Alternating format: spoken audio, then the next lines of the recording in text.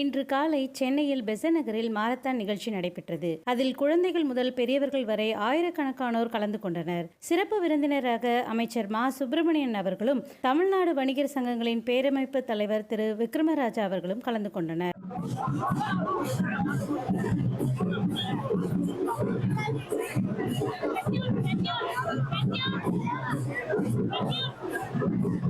அதில் திரு மா. சுப்பிரமணியன் அவர்கள் சிறப்புரை ஆற்றிய பின் கொடியசைத்து தொடங்கி வைத்தார். அதன் பின் பத்திரிகையாளர்களை சந்தித்த மா. சுப்பிரமணியம் அவர்கள் என்ன பேசியிருக்கிறார் என்று சற்று பார்ப்போம்.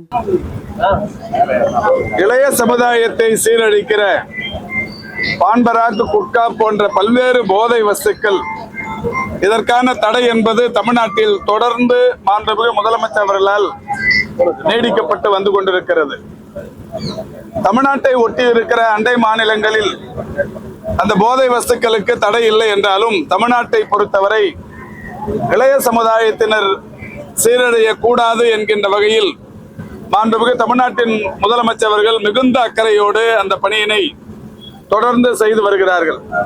இந்த அரசு பொறுப்பேற்றதற்கு பிறகு உடனடியாக உள்ளாட்சித்துறை அமைப்புகள், மக்கள் நல்வாழ்வுத்துறை, காவல்துறை போன்ற பல்வேறு துறைகள் ஒருங்கிணைத்து இந்த தடை செய்யப்பட்ட பொருட்கள் விற்பனைக்கும் அதேபோல் விழிப்புணர்வு ஏற்படுத்துவதற்குமான ஒரு சிறப்பு கூட்டம் நடத்தப்பட்டது. அந்த கூட்டத்தில் தமிழ்நாடு வணிகர் சங்கங்களின் பேரமைப்பின் தலைவர் பெருமதிப்பிற்குரிய திரு விக்ரமராஜா அவர்களும் கூட கலந்து கொண்டு பல்வேறு கருத்துக்களை எடுத்து சொன்னார்கள். விக்ரமராஜா அவர்கள் அந்த கூட்டத்தில் எடுத்து சொன்னதற்கு ஏற்ப தமிழ்நாடு அரசோடு இணைந்து வணிகர் சங்கங்களின் பேரமைப்பும் இந்த தடை செய்யப்பட்ட போதை வஸ்துக்கள் விற்பதற்கு நாங்களும் உறுதுணையாக விற்க தடையாக இருப்போம் என்கின்ற வகையில் இன்றைக்கு எல்லா மாவட்டங்களுக்கும் சென்று விழிப்புணர்வு கூட்டங்களை நடத்தியதோடு மட்டுமல்லாது இந்த இளைய சமுதாயத்தினரை சீரழிக்கிற இந்த போதை வஸ்துக்களில் இருந்து, போதை பழக்க வழக்கங்களில் இருந்து இளைய சமுதாயத்தினரை மீட்டெடுக்கும் வகையில் பல்வேறு விழிப்புணர்வு நிகழ்ச்சிகளையும் இந்த அமைப்பு தொடர்ந்து நடத்தி கொண்டிருக்கிறது. அந்த வகையில் ஏற்கனவே ஈரோடில் ஒரு மிகப்பெரிய மாரத்தானை, மாநிலம் தழுவிய அளவிலான மாரத்தானை நடத்தினார்கள். இன்றைக்கு சென்னையில் சென்னை மாநகர இந்த பேரமைப்பின் இளைஞரணி அமைப்பு ஒரு மிகப்பெரிய மாரத்தானை முன்னெடுத்திருக்கிறார்கள். ஆயிரக்கணக்கான இளைஞர்கள் பங்கேற்கிற வகையில் இனிய நண்பர் பிரதாப் ராஜா அவர்களுடைய தலைமையில் இந்த மாரத்தான் போட்டி இன்றைக்கு நடைபெற்றிருக்கிறது. இளைய சமுதாயத்தினரின் இடையே உடற்பயிற்சிக்கான விழிப்புணர்வை ஏற்படுத்துகிற வகையிலும் போதை பழக்கங்களிலிருந்து இளைய சமுதாயத்தினரை மீட்டெடுக்கிற வகையிலேயும் இன்றைக்கு இந்த மாரத்தான் போட்டி முன்னெடுக்கப்பட்டிருக்கிறது. உலகில் பல்வேறு இடங்களில் இன்றைக்கும் கூட தினந்தோறும் மாரத்தான் போட்டிகள் நடைபெறுகிறது என்றாலும் பல்வேறு நோக்கங்களுக்காக நடைபெறும். ஆனால் இன்றைக்கு உண்மையிலேயே ஒரு நல்ல நோக்கத்திற்கு, உடற்பயிற்சிக்கான விழிப்புணர்வை ஏற்படுத்தும் நோக்கம், அதேபோல் போதை பழக்கங்களுக்கு அடிமையாக கூடாது என்கின்ற வகையில் ஒரு உறுதியை ஏற்படுத்துகிற நோக்கம், இப்படி பல்வேறு விஷயங்களுக்காக இந்த மாரத்தான் போட்டி முன்னெடுக்கப்பட்டிருக்கிறது. ஆயிரக்கணக்கான இளைஞர்கள் இந்த மாரத்தான் போட்டியில் கலந்து கொண்டிருப்பது என்பது இளைய சமுதாயத்தினரை நல்வழிப்படுத்தும் இந்த நல்ல முயற்சிக்கு நாங்களும் ஆதரவாக இருக்கிறோம் என்பதை நிரூபிக்கிற வகையில் இந்த போட்டி அமைந்திருக்கிறது. எனவே அரசுக்கு எப்போதும் இது போன்ற காரியங்களில் துணையாக இருக்கிற வணிகர் சங்கங்களின் பேரமைப்பின் சார்பில் நடைபெறுகிற இந்த மாரத்தான் போட்டியை இன்று தொடங்கி வைப்பதில் நானும் பெருமகிழ்ச்சி அடைகிறேன். மிகப்பெரிய அளவிலான இந்த போட்டியை நடத்தி கொண்டிருக்கிற நிர்வாகிகளை மனதார பாராட்டுகிறோம். தமிழக சார்பில் வந்து போதைக்கு எதிராக பல்வேறு முயற்சிகள் எடுத்துட்டு வரோம். ஆனா இருந்த போதிலும் ஒரு சில இடங்களுக்கு பள்ளி கல்லூரிகள் போதை பொருட்கள் இல்ல, அது மாதிரி தமிழக அரசு வந்து என்ன மாதிரி தமிழக அரசு இருக்கிற கடுமையான நடவடிக்கைகளின் விளைவுதான். கடந்த காலங்களில் உங்களுக்கு நல்லா தெரியும், இந்த போதை வஸ்துக்களின் நடமாட்டம் அதிகமாக இருக்குன்னு சொல்லி தமிழகத்தின் இன்றைய முதல்வர், அன்றைக்கு எதிர்கட்சி தலைவர் சட்டமன்றத்தில் சொன்ன போது இல்ல சென்னையில எங்குமே கிடைக்கலன்னாங்க.